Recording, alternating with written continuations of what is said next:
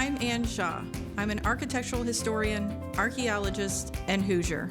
I love exploring Indiana's history and lesser-known sites and stories. Join me as we explore old houses, museums, historic sites, and archaeology throughout the state. This is Anarchy. I am here with some more family members, descendants of the original family that lived here. Can you guys introduce yourselves? Yes.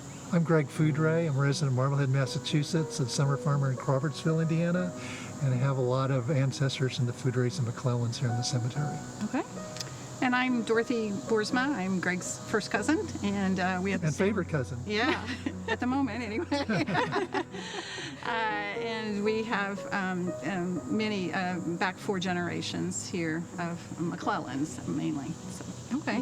Now, Dorothy, did I hear you say that you used to, when you were growing up, you would come here to this cemetery and have family gatherings? Yes, there was an old union association that was started officially, I think, in 1917, with some records back as far as 1893, which Minerva Jane Harding McClellan was, I think, the first member of, has the first certificate. Anyway, they've been... And it's buried here. And is buried here.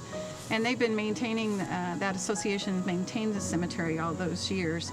So we would come in early spring and rake the entire cemetery of all the leaves and pile them up in areas, usually over by the fence line, and burn them. And that was mostly a casual day. We got to come in jeans or shorts if it was warm enough, and we had a pitch-in and a fire pit with a blue enamel coffee pot on the fire pit, and Grandma's fried chicken. Yeah. And then in July, sometime we would come, second Sunday in July, I think, for the basket dinner that's been written up in the past as well. And we had to dress up for that, but we could bring a change of clothes for afterward. And we had to be quiet as children during the official meeting, but before and after, we had great food. It was great pitch-in. You would attract 40 or 50 people. Yes, yeah. Wow. Yeah. Some of the Martindales and Doughertys and Emsley Johnson, some old names from Indianapolis, McClellans, and then the Foudrays. McClellans. We got to see all our first cousins, and then a whole raft of second cousins, third cousins, and play. So what was talked about during the meeting that you had to be quiet for? Usually it was a business meeting, so there would be a treasurer's report. Greg wasn't there, and Approve the minutes. Approve the minutes, and occasionally they would revitalize the front fence or buy a new sign, and they took care of the mowing, which was mostly our grandfather, Edgar E. Foudray Jr., and Greg's dad, Edgar E. Foudray III, or Bud, that did the mowing there in the last years. So our grandmother, Louise McClellan Foudray, I would say was the main activist for the cemetery from the 50s through the 60s, and succeeded by her mother, Virginia Foudray Cummings, and our Aunt Eleanor Gray Cummings. I think it's amazing that you both have this amazing legacy and history with this property and also with your family to continue those traditions moving forward. That, to me, is such a legacy to maintain. I love that. Well, I want to thank Michael and Rick and Ryan and Dorothy for the wonderful work they've done here. It's just spectacular. I feel like a first beneficiary to observance stuff, so it's wonderful what they've done here. It's a great historic connection to the community. If you get out of the families here, Jane Harding McClellan's buried here. She's the granddaughter of Martha Harding, who's supposed to be one of the first settlers of Indianapolis. Of course, the Millers and Pughs have tons of connections, so it really is an intersection of family history of the area even before it was Indianapolis. So I think the mischance or coincidence of Rick and Mike and I all connecting is amazing and lots of fun, because they're actually, Mike is a distant cousin, not directly from our Ann Miller ancestor who was buried here in 1833, but through another Miller connection. It's just amazing. And then the work that the association did, and Eleanor Foudray Gray, Bud Foudray, and Virginia Cummings did to transfer safely this land to the Girl Scouts at a time when they were entering their 80s and were no longer able to come out here and mow and care for it properly, and endowed the Girl Scouts with what was left of the association money, and made an effort to see that it was maintained as well as the Girl Scouts could do that. And I would like to thank the Girl Scouts for doing that and for being willing then to let us come and do it again. I think they've been very good stewards. I think they've done the best they can with very limited, all nonprofits have limited resources, and we're all going through tough times, and they've been good caretakers. I think this is very important, not only for local history, but the family history, the people that you've met sort of serendipitously.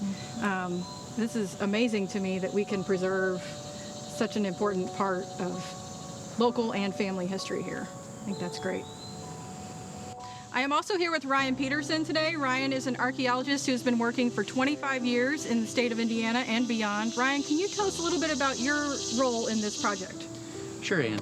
We were involved with Michael and the families of the cemetery, or descendants of the cemetery, for the last year or so, helping to restore the monuments, do some remote sensing and geophysics to identify unknown graves and other features like the church that was here at one time, and then help document that and present it in a way to share with the families and the broader community to show the importance of the history.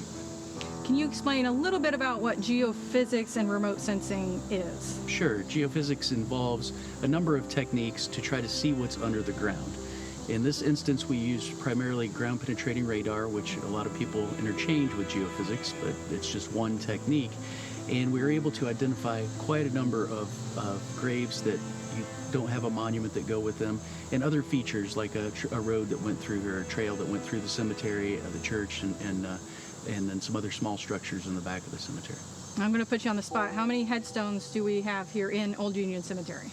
Well, that's a tougher one to give you a number of headstones, because there's some that are associated with the graves and some that are not, and that's what we're in the process of determining how many we can actually associate with the proper burial and which ones we might have to display in another manner. How many burials did you find? We found hundreds more than what were marked out here. Wow. And that's not uncommon in a historic cemetery. Over time, things deteriorate. And, we have a really unique opportunity to work with a really great descendants and families to try to preserve this history now before more of it's lost over time. So you guys have been utilizing sort of a multidisciplinary approach to documentation, restoration, preservation, things like that. Correct. And all those aspects, putting them together, but working closely with Michael and Rick and Dorothy and many of the family members to really tell the story as best it can be told. And what is your end goal for this project? My end goal is to do something positive that preserves the history and the of this area and for these families. It's really been important to me to see the strong connection of the descendants and how much they relate to and how important this is. And so it's an honor to be part of that and to create and contribute to the ongoing history and a tool for the history of the community and for the families going into the future. Now, this isn't the worst case scenario for a historic cemetery that I've ever seen, certainly when it started, but it looks amazing now with all the work your guys have done on restoration of the headstones. Did you create new headstones? We did not create any new headstones, but there were several that were fragmentary that had to be mended together. We did a lot of leveling and resetting, and I'm very fortunate to work with a talented team of people that did an outstanding job of changing, but maintaining the historic character, but making it look more presentable over time. Ryan, you have a lot of experience moving historic cemeteries in the past. I think this one is a little unique that you're not moving anything anywhere, you're actually preserving it in place. Yeah, and that's always the preference. We don't seek out to move cemeteries, but if it is a necessity, then we try to do it in as thorough and respectful manner as possible. The opportunity to work on the preservation of this cemetery in place has been really meaningful to me, and I'm really happy that we can contribute to it in a manner that preserves the history and the respect for the individuals that are interred here. I'd like to thank everyone for joining us today on this incredible project. Please stay tuned for more episodes of Anarchy.